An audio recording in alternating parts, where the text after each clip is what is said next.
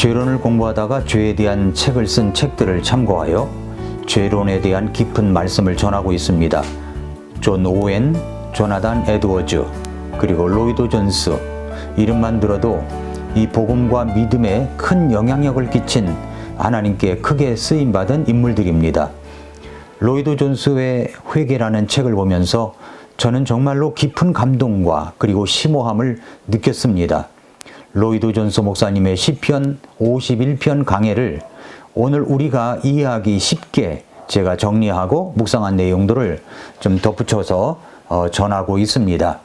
오늘은 그 두 번째 시간입니다. 우슬초로 나를 정결케 하소서. 셰익스피어는 이렇게 말했습니다. 사후 세계가 두렵구나. 미지의 세계.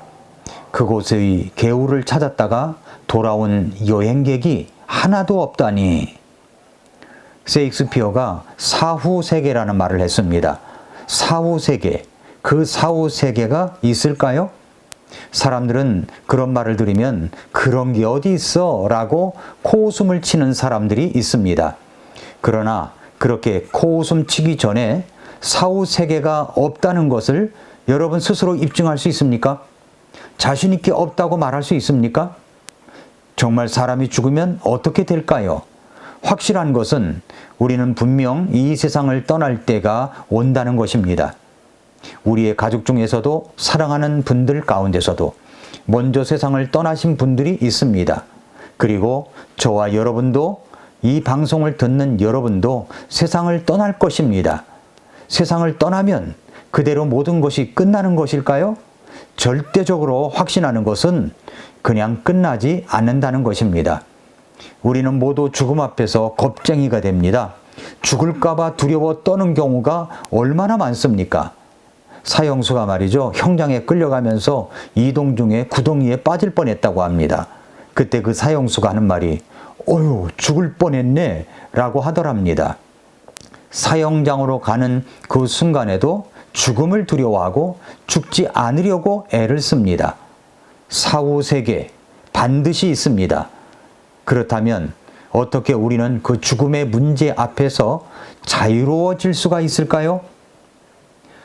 죽음과 연결되어 생각해 볼 수 있는 것은 바로 하나님과의 만남입니다. 우리 인생에서 가장 중요한 것은 하나님을 만나는 법을 아는 일입니다.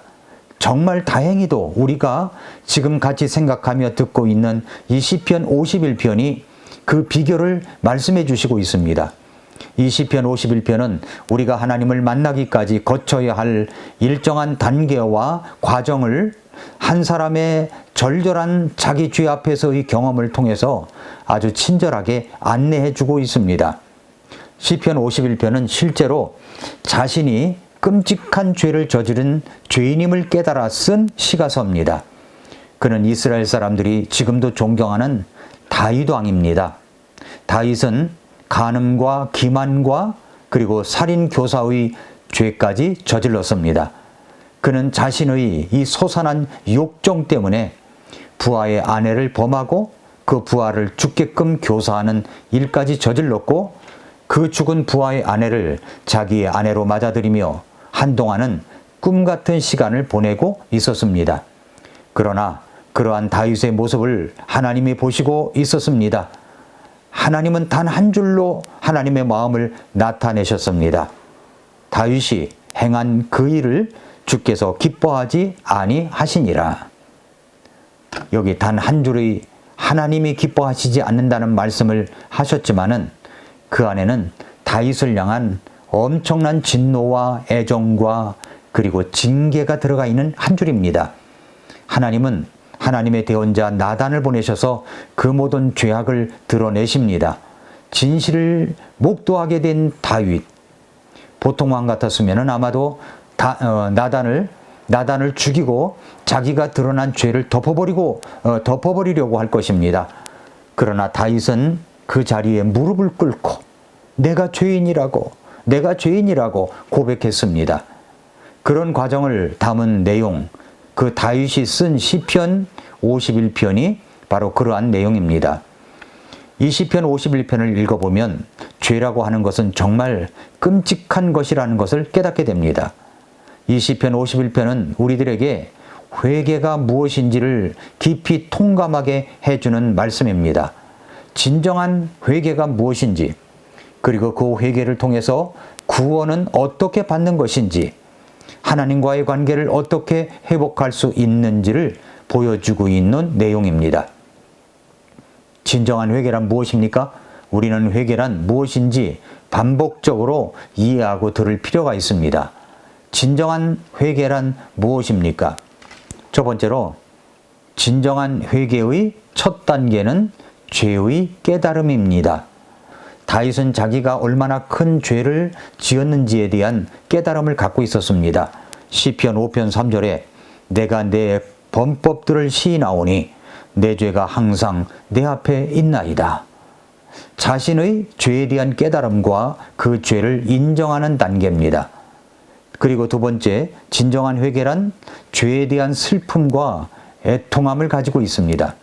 진정한 회개는 단순히 죄의 결과에 대한 두려움이 아니라 하나님의 거룩함을 거스른 것에 대한 깊은 슬픔을 느끼는 것입니다. 고린도후서 7장 10절에 하나님의 뜻대로 하는 근심은 회개를 이루어 다시 돌이킬 수 없는 구원에 이르게 하지만 이 세상의 근심은 사망을 이루느니라 라고 했습니다. 다윗이 자기 죄에 대한 깊은 슬픔과 애통함을 가지고 있었습니다. 그리고 세 번째, 진정한 회개란 하나님께로 돌이키는 것입니다. 회개라고 하는 것은 단순히 죄에서 멀어지는 것이 아니라 내가 살아가던 죄의 길과 그 방향을 완전히 돌이켜서 하나님께로 방향을 돌리는 것입니다. 이사야 55장 7절에 사악한 자는 자기 길을 버리고 불의한 자는 자기 생각들을 버리고 주께 돌아오라. 그러면 그분께서 그에게 긍휼을 베푸시리라. 우리 하나님께 돌아오라. 그분께서 풍성하게 용서하시리라 라고 했습니다. 이게 회개입니다. 죄를 떠나 하나님께로 나아가는 것이 진정한 회개의 핵심입니다. 네 번째, 그리고 진정한 회개란 자기 죄를 하나님께 고백하는 것입니다. 사도행전 3장 19절에서 그러므로 너희는 회개하고 회심하라. 그러면 새롭게 하는 때가 주의 앞으로부터 올 때 너희 죄들이 말소될 것이요 라고 했습니다. 회개하고 회심하면 자기 죄를 하나님께 고백하여 돌이키면 내 죄가 말소된다는 말씀입니다. 요한일서 1장 9절에서 만일 우리가 우리 죄들을 자백하면 그분께서는 신실하시고 이로오사 우리 죄들을 용서하시며 모든 불의에서 우리를 깨끗하게 하시느니라 라고 말씀을 했습니다. 그런데 우리가 회개할 때 꼭 사도 바울처럼 되어야 하고 다윗처럼 해야 구원받은 것일까요? 여기에 두 가지 예를 들어서 제가 설명하겠습니다. 먼저 한 사람은 존 버년의 예입니다. 존 버년의 넘치는 은혜라고 하는 책에 보면은 그의 자전적 신학 여정을 담은 책인데 그가 18개월 동안 하나님 앞에서 자신의 죄악됨을 깊이 자각하고 회개의 문제를 깊이 고민했던 이야기를 담은 책입니다. 잠시 몇 분이 아닙니다. 잠시 몇 시간이 아닙니다. 며칠이 아닙니다. 18개월 동안 그렇게 하나님의 심판의 두려움과 고통으로 번민했었습니다. 자기 죄에 대해서 그렇게 번민했다는 겁니다. 결국 존 버년은 그렇게 하여 넘치는 은혜를 깨닫게 되고 구원받게 되었습니다. 또 다른 한 사람은 찰스 웨슬리입니다. 찰스 웨슬리는 영국의 찬송가 작곡가이자 그리고 감리교 운동의 공동 창시자 중 한 사람으로 그의 형 요한 웨슬리와 함께 18세기 이 복음주의 부흥 운동에 중요한 기여를 했던 사람입니다. 우리는 그가 작사 작곡한 찬송을 부릅니다. 찰스 웨슬리는 간음죄나 살인죄는 말할 것도 없고 죽을 때까지 다윗처럼 그런 다른 죄를 범한 적도 없었던 사람입니다. 정말 사람들이 평가할 때 선악이 이를 때 그지없는 사람이라는 평가입니다. 그러나 그가 십자가 앞에서 자신의 죄를 보았을 때 그는 마치 중범죄를 저질렀던 사람처럼 자신의 죄를 보았습니다. 그의 곡 중 작시한 가사는 이런 것도 있습니다. 의롭고 거룩하여 주님의 이름 나는 부정하기 이를 데 없는 사람 죄와 허물로 가득 차 있구나. 그리고 우리가 잘 아는 찬송가에 나와 있는 것을 보면은 큰 죄에 빠진 나를 주 예수 건지사 그 넓은 품에 품으신 은혜는 저 바다보다 깊고 저 하늘보다 높다. 그 사랑 영원토록 나 찬송하리라. 이 찬송 아시죠? 그렇습니다. 하나님께서는 찰스 웨슬리의 마음에 그 죄를 보여주셨을 때 그 사함받은 그 은혜가 너무나 크고 놀라워서 큰 죄에 빠진 나를 주 예수님이 건져주셨는데 그것은 그 넓은 품에 품으신 은혜가 저 바다보다 깊고 저 하늘보다 높구나라는 말입니다. 하나님께서 우리에게 죄를 보여주시고 깨닫게 하실 때 그 충격은 엄청납니다. 죄책감이 찾아옵니다. 두려움이 찾아옵니다. 그래서 다윗은 이렇게 말했습니다. 시편 32편 3, 4절에 보면은 내가 침묵할 때 온종일 신음하였으므로 내 뼈들이 쇠하였나니 밤낮으로 주의 손이 나를 무겁게 누르심으로 내 진액이 여름 가뭄으로 변하였나이다. 이 정도의 두 줄로 우리가 다윗의 마음을 다 헤아릴 수 없지만 그는 실로 엄청난 고통과 신음과 찢어지는 아픔을 겪었다고 생각합니다. 무엇 때문입니까? 자기 죄 때문입니다. 자기 죄에 대해서 침묵하고 1년을 보냈지만 그는 평안하게 보낸 것이 아니었습니다. 자기 양심이 날마다 소리치고 외치는 소리를 누르고 눌렀는데 그 침묵하는 것만큼 그는 신음하며 지냈습니다. 온몸에 고통까지 왔습니다. 밤낮으로 자기를 괴롭혔습니다. 마치 여름에 물이 없어 쩍쩍 갈라지는 강바닥처럼 그렇게 진액이 마른 것 같았습니다. 죄를 짓고도 회개하지 않는 마음이 이와 같다는 말입니다. 적어도 회개라고 하는 것은 이런 과정을 거친다는 것이죠. 자기 죄를 보고서 어떻게 하지 하는 마음이 나오는 마음이 있어야 한다는 말입니다. 다윗과 같은 유형이든 찰스 웨슬리 같은 유형이든 자신이 죄인이라는 사실을 알게 되면 주님의 필요로 정결하게 씻어달라는 간구가 나옵니다. 우리가 쾌활한 유형이든 격하기 쉬운 유형이든 차분한 유형, 민감한 유형, 냉담한 유형이라고 할지라도 모두 정결케 하는 셈으로 달려가야만 하는 죄인이라는 사실입니다. 회개는 그 사람이 어떤 유형의 기질을 가졌든 하나님 앞에 달려나와 내 죄를 정결케 해달라는 간구가 있게 하는 것입니다. 다윗은 자신의 상태를, 처지를 살펴보니까 자신은 정말 깊은 수렁에 빠진 죄인이라는 사실을 깨달았습니다.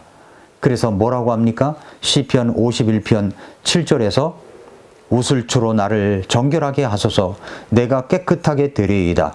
나를 씻기소서 내가 눈보다 더 희게 되리이다.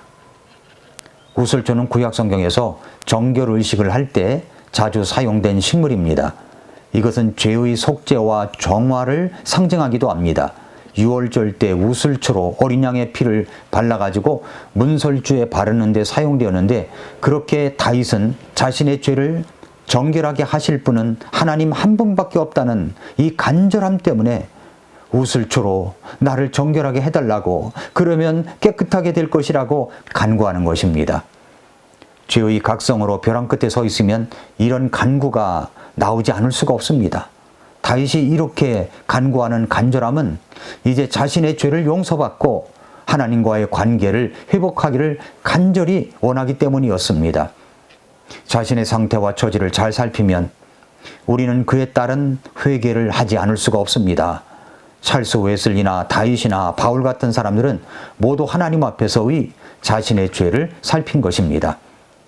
우리는 살아가면서 이게 죄일까 하는 의식조차 하지 못하는 것이 있습니다. 그것은 신명기 6장 5절 그리고 누가복음 10장 27절에서도 주님께서 우리에게 요구하시는 것에 대한 우리의 반응입니다. 뭐라고 하셨습니까? 너는 네 마음을 다하고 혼을 다하고 힘을 다하고 생각을 다하여 주 네 하나님을 사랑하고 네 이웃을 너 자신과 같이 사랑하라. 이것은 권유가 아닙니다. 명령입니다. 우리가 간음죄나 살인죄를 저지르느냐가 아니라 마음을 다하고 혼을 다하고 힘을 다하고 생각을 다하여 주님을 사랑했는가 하는 것입니다. 이웃을 사랑했는가 하는 것입니다. 그렇지 않다면 그것은 주님의 명령을 어긴 죄입니다. 그것을 죄라고 인식이나 합니까? 그렇게 인식하지 못하고 살아갈 때가 얼마나 많습니까? 이제 오늘 말씀을 정리하겠습니다.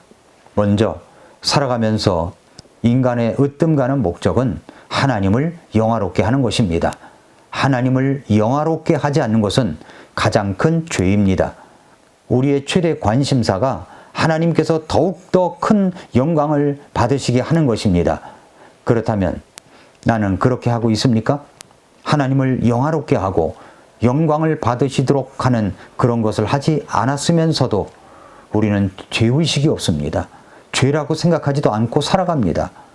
내가 철저한 범법과 불법과 죄를 저지른 죄인이라는 것을 인식하게 되면 내가 하나님을 영화롭게 하지 못하며 살아가고 있구나 하는 큰 자각을 갖게 되는 것입니다. 두 번째로 죄를 자각한 사람은 하나님께 용서를 바라는 마음이 생깁니다. 오늘 말씀처럼 우슬초로 나를 정결하게 하소서 내가 깨끗하게 되리이다. 나를 씻기소서 내가 눈보다 더 희게 되리이다. 회개하는 사람은 자신이 죄를 범한 사람이라는 것을 알기 때문에 용서를 구하는 간절한 마음이 생깁니다. 우슬초로 나를 정결하게 해 주시옵소서. 그러면 내가 깨끗하게 되리이다. 나를 씻겨 주시옵소서. 그러면 내가 눈보다 더 희게 될 것입니다. 이런 간구 말입니다.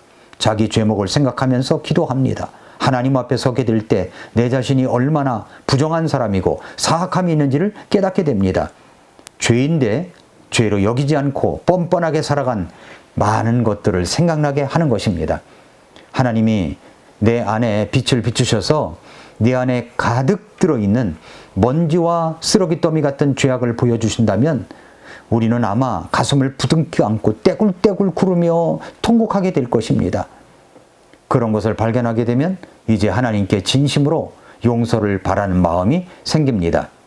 그러할 때 십자가에 달리신 예수 그리스도의 복음을 만나게 되면 그래서 내 죄를 회개하고 나의 죄를 용서하신 그 예수님을 구주로 믿고 받아들이게 되면 그 예수님이 나의 죄를 용서하셨다는 그 사실이 너무나도 감사해서 우리는 찰스 웨슬리의 찬송 작시처럼 고백하게 될 것입니다.